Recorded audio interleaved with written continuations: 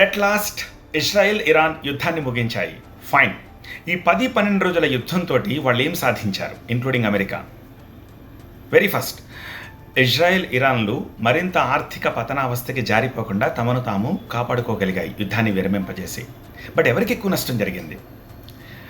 ఆస్తి నష్టం విషయం మాట్లాడుకుందాం. ఇరాన్ ఏం చేసింది, ఇజ్రాయిల్లోని ఫినాన్షియల్ క్యాపిటల్ టెల్ అవీవ్ని టార్గెట్ చేసింది. టెల్ అవీవ్లో బహుళంతస్తుల భవనాలు, since it is a financial capital కాబట్టి ఎక్కువ ఇన్ఫ్రాస్ట్రక్చర్ ఉంటుంది, వాటిని కొట్టింది. తద్వారా అక్కడ ఆస్తి నష్టం బాగానే జరిగింది.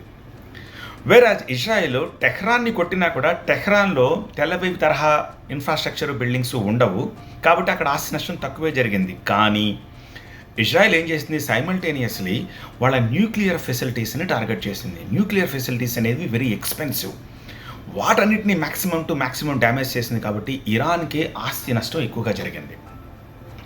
ఇక ప్రాణ నష్టం, ఇజ్రాయిల్లో ఈ 10-12 రోజుల యుద్ధంలో 30 నుంచి 35 మంది వరకు చనిపోయారు. వేరాజ్ ఇరాన్లో 400 నుంచి 500 మంది వరకు చనిపోయారు. ఇరాన్కే ప్రాణ నష్టం కూడా ఎక్కువ జరిగింది. ఓకే, ఒక 500-600 మంది చనిపోయారు, 10-15 వేల కోట్ల నష్టం వచ్చిందని చెప్పేసి యుద్ధాలు ఆగిపోతాయా? అలా ఆగాలనుకుంటే రష్యా యుక్రెయిన్ వారు ఎప్పుడూ ఆగిపోయి ఉండాలి. బట్ ఇక్కడ ఎందుకు యుద్ధాన్ని విరమించారు? ఎందుకంటే అమెరికా ఇజ్రాయిల్లో ఒక అంచనాకు వచ్చాయి, మ్యాక్సిమం టు మ్యాక్సిమం వాళ్ళ న్యూక్లియర్ ఫెసిలిటీస్ని కొట్టేసాం కాబట్టి మళ్ళీ వాళ్ళు న్యూక్లియర్ ప్రోగ్రామ్ని స్టార్ట్ చేయాలి అనుకుంటే ఒక 15-20 సంవత్సరాలు పడుతుంది కాబట్టి ఇక మనం యుద్ధం చేయాల్సిన అవసరం లేదు అని చెప్పేసి యుద్ధాన్ని ఆపేశాయి. ఒకవేళ అదే నిజమైతే ఇంకో 2 దశాబ్దాల వరకు ఇరాన్ తిరిగి మళ్ళీ న్యూక్లియర్ ప్రోగ్రామ్ని స్టార్ట్ చేయలేదు.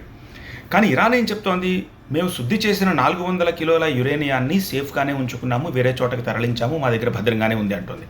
అదే నిజమైతే ఇన్ఫ్రాస్ట్రక్చర్ రీబిల్డింగ్ కోసం 2-3 ఏళ్ళు, మహా అయితే 5 ఏళ్ళు పడుతుంది తప్పితే అమెరికా ఇజ్రాయెల్ ఊహిస్తున్నట్టుగా 15-20 ఏళ్ళు పట్టదు తిరిగి వాళ్ళ న్యూక్లియర్ కార్యక్రమాన్ని తిరిగి స్టార్ట్ చేయడానికి.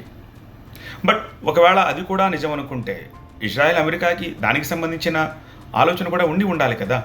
తిరిగి మళ్ళీ ఒక 5 ఏళ్లలో ఇన్ఫ్రాస్ట్రక్చర్ రీబిల్డ్ చేసుకుని ఈ సిద్ధి చేసిన యురేనియం తోటి న్యూక్లియర్ ప్రోగ్రామ్ను మొదలెట్టాలనుకుంటే తిరిగి మళ్ళీ యుద్ధం చేస్తారు వాళ్ళు. సో ఈ నేపథ్యంలో అమెరికా ఇజ్రాయెల్ కూడబలుక్కుని యుద్ధాన్ని విరమించాయి. ఇరాన్కి గత్యంతరం లేక ఇక యుద్ధాన్ని విరమించాల్సి వచ్చింది.